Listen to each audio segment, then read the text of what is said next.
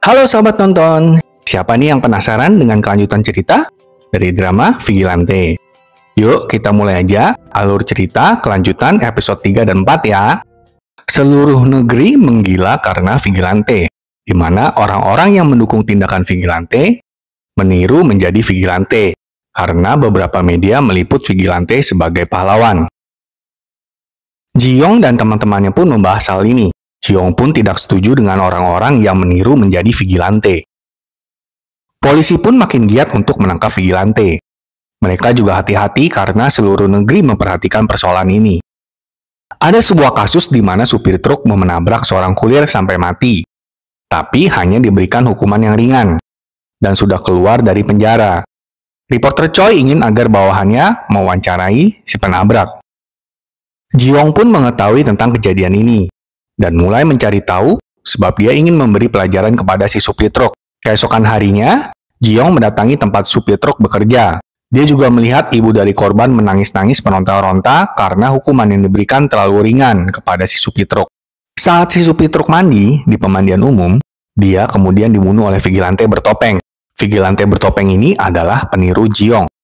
Seperti biasa, Ji-young suka membantu seorang nenek yang mengumpulkan kardus di lingkungan rumahnya. Nenek itu selalu memberi Ji-young permen. Di sana, Ji-young kaget karena ternyata si supir truk diberitakan sudah mati dan kabarnya dibunuh oleh Vigilante. Padahal Ji-young tidak membunuh supir itu. Saluran TV saingan Repo 24H yang bernama Membongkar Kasus 24 mulai menjadi perhatian karena dia menayangkan kasus Vigilante membunuh supir truk lebih dulu dibanding Repo 24H. Choi menjadi gerah karena saluran TV-nya tersaingi. Membongkar Kasus 24 juga memprovokasi Vigilante dengan menampilkan 3 narapidana. Dan benar, Vigilante bertopeng langsung saja membunuh ketiga narapidana yang diberitakan di Membongkar Kasus 24. Tidak sampai di sana, Vigilante bertopeng malahan merekam dirinya dan mengaku bahwa dialah Vigilante selama ini dan mengirimkannya ke Membongkar Kasus 24. Menonton siaran rekaman Vigilante bertopeng, Choi dan ketua tim polisi makin gerah. Tapi Choi dan tim kepolisian tahu bahwa itu bukanlah Vigilante yang mereka cari selama ini. Untuk membuktikannya, Choi meminta untuk menayangkan siaran khusus Repo 24H, dan dia sendiri yang akan berbicara di siaran itu. Ji-young menonton Repo 24H yang disiarkan oleh Choi sendiri. Ji-young tertarik dengan apa yang dikatakan oleh Choi. Saat malam hari, nenek yang biasanya ditolong oleh Ji-young untuk membuka kardus ditabrak oleh seorang pria bernama Jang Sundo di jalan. Ada seorang pria asing yang melihat kejadian ini dan memukuli Jang. Tapi, pria ini malahan dituntut oleh Jang karena telah memukulinya. Nenek yang ditabrak oleh Jang pun meninggal. Ji-young yang menonton berita ini pun marah setengah mati. Jang masih dirawat di rumah sakit akibat dipukuli oleh orang yang membela nenek kemarin itu. Choi ingin para reporter untuk bersiap merekam jika Vigilante datang ke RS tempat Jang dirawat. Jang juga dilindungi oleh polisi. Saat polisi yang bersama Jang ditelepon dan ke bawah, Ji-young kemudian mendatangi kamar Jang dan mengancam Jang supaya Jang meminta hukuman maksimal saat disidang. Kalau tidak, dia akan membunuh Jang. Ketua tim polisi berpapasan dengan Ji-young yang sedang berpakaian sebagai dokter. Ketua tim langsung tahu bahwa Ji-young adalah Vigilante yang asli. Ketua tim pun mengejar Ji-young, tapi tidak berhasil menemukannya. Di saat itu, Vigilante bertopeng pun memasuki kamar Jang dan melemparkannya keluar jendela sehingga Jang meninggal. Melihat itu, para polisi, reporter, dan Ji-young pun kaget. Ji-young yang melihat Vigilante bertopeng pun langsung mengejarnya. Vigilante bertopeng pun akhirnya berhenti, dan dengan kegilaannya, dia berkata bahwa dia adalah seseorang yang sangat ngefans kepada Ji-young. Dia juga yang selama ini membantu Ji-young diam-diam agar Ji-young tidak tertangkap. Dia bahkan mengajak agar Ji-young bekerja bersama dirinya. Ji-young menolaknya karena dia tidak senang dengan cara kerja Vigilante bertopeng. Mereka pun akhirnya saling berkelahi. Ji-young meninggalkan Vigilante bertopeng dan memintanya untuk berhenti melakukan pembunuhan.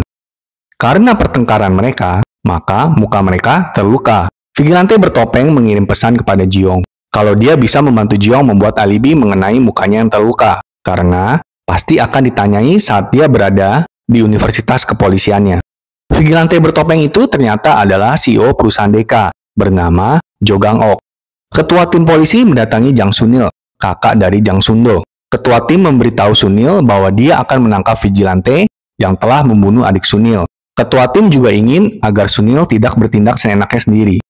Jo Gang-ok juga menghampiri Choi karena dia tahu bahwa Choi merekam seluruh peristiwa di rumah sakit. Jo takut kalau identitas vigilante Ji-young akan terbongkar. Maka, Jo meminta rekaman Choi dan mengambilnya. Saat para polisi sedang rapat, mereka mengambil suatu kesimpulan bahwa mungkin saja vigilante adalah seorang polisi. Ketua tim kemudian langsung menghampiri Profesor Lee di Universitas Kepolisian untuk mendiskusikan hal ini. Ketua tim berpapasan dengan Ji-young. Mereka seperti saling mengenali satu sama lain. Ketua tim polisi pun mengatakan bahwa siapa tahu vigilante adalah seorang polisi kepada Profesor Lee. Sementara itu, Choi yang masih bingung dengan tindakan dari Jo Gang-ok mulai mencari-cari artikel tentang perusahaan yang membela vigilante. Choi kemudian menemukan perusahaan Sewol. CEO-nya bernama Kim Sam-do. Kim Sam-do juga telah dibebaskan begitu saja atas tuduhan pembunuhan tanpa bukti yang kuat. Choi tertarik dengan berita ini, dan kebetulan yang menulis berita ini adalah teman Choi bernama Moon Dae-sok. Teman-teman Ji-young membicarakan tentang ketua tim yang tadi mereka sempat berpapasan. Ji-young jadi tahu bahwa ketua tim itu adalah ketua tim yang khusus mencari dan menangkap vigilante.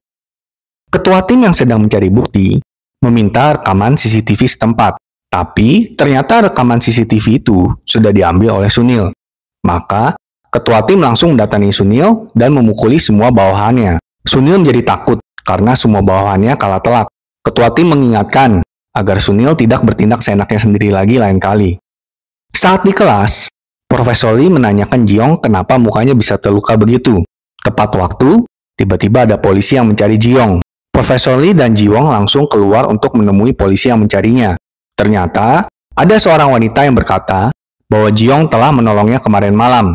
Maka karena itu, wajah Ji-young sampai babak belur seperti itu. Karena cerita dari wanita itu, maka Ji-young pun menjadi aman. Ternyata wanita itu adalah suruhan Jo. Jo ingin membantu Ji-young agar Ji-young mendapatkan alibi mengenai mukanya yang terluka. Bawahan Jo melaporkan bahwa tidak terekam apa-apa di file yang dia ambil dari Choi. Bawahan Jo juga mengatakan bahwa Choi sedang menyelidiki Kim Sam-do, CEO perusahaan Sewol. Ji-young kemudian memikirkan ajakan dari Jo untuk bekerja sama. Ji-young membalas pesan Jo bahwa dia ingin untuk bertemu dengan Jo. Jo sangat senang sekali mendapat berita itu.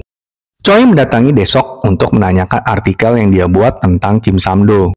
Dae-sok mengatakan bahwa perusahaan itu adalah perusahaan yang tidak benar, bahkan menjual narkoba. CEO-nya, Kim Sam-do pun adalah binatang karena dia sangat jahat sekali. Choi menanyakan apakah perusahaan Sewol ada hubungannya dengan perusahaan Deka, tapi Dae-sok tidak mengetahuinya. Dae-sok pun meminta bantuan Choi untuk menemaninya menemui aktor Yeon Jae-hak yang sebelumnya telah menelepon Dae-sok bahwa Yeon akan membongkar rahasia perusahaan Sewol. Mendengar itu, Choi pun langsung setuju untuk menemani Dae-sok. Aksi jahat Kim Sam-do pun diperlihatkan. Dia membunuh 2 orang pekerjanya karena mereka bersaksi di pengadilan melawan Kim Sam-do.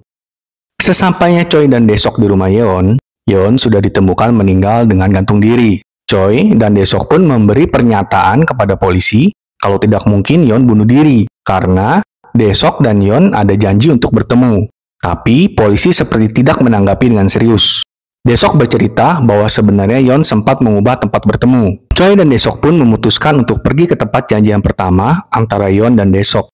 Akhir pekan pun tiba. Ji-young sudah mengirimkan pesan untuk bertemu kepada Jo. Sesampainya di stasiun, wanita yang membantu Ji-young dengan alibi palsu pun mendekati Ji-young, dan mereka pergi berdua. Ketua tim polisi pun ada di stasiun itu. Ji-young dengan tidak ragu menemui ketua tim untuk berbicara. Ketua tim berusaha untuk memastikan apakah benar Ji-young adalah vigilante, dan sepertinya ketua tim sudah menemukan jawabannya. Diperlihatkan juga bahwa sebelumnya, ketua tim membicarakan kekhawatirannya kepada Profesor Lee. Ketua tim takut kalau ternyata vigilante adalah orang yang berbudi baik, pintar, dan tampan. Kalau sampai masyarakat tahu akan hal itu, maka dukungan masyarakat kepada vigilante akan semakin meningkat. Ketua tim berpikir untuk mengorbankan seseorang yang buruk sebagai vigilante, supaya masyarakat jadi berhenti membicarakan vigilante yang mereka puja itu. Benar-benar ya banyak politik dan banyak pertimbangan dalam drama ini. Teman nonton kamu benar-benar kagum dengan kepercayaan diri Ji-young saat dia berbicara dengan ketua tim. Tapi penasaran juga, kenapa Ji-young ingin bertemu dengan Jo? Jangan lupa saksikan kelanjutannya minggu depan ya sahabat nonton. Sampai jumpa.